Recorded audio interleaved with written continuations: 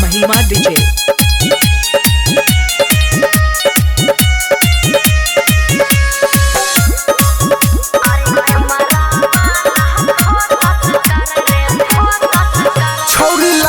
चोली में तू फिट लगे छे सोरा हो सिंगार बड़ी हिट लगे छे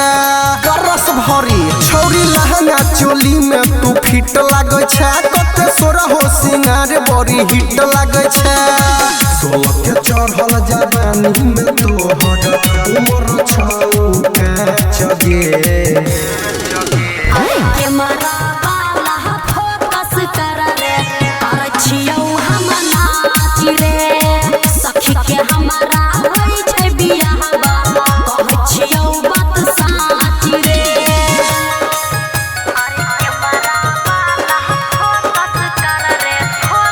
महिमा डीजे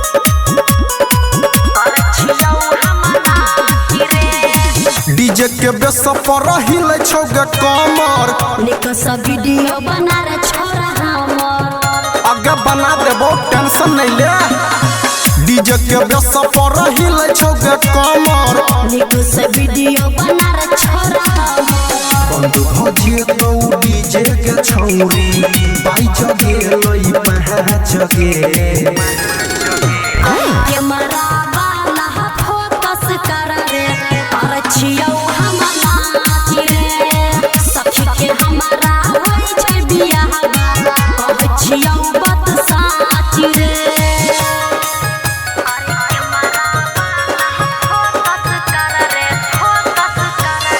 महिमा डीजे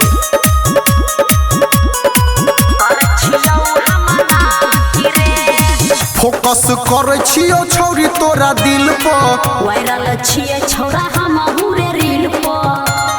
त सट के पटने जो गया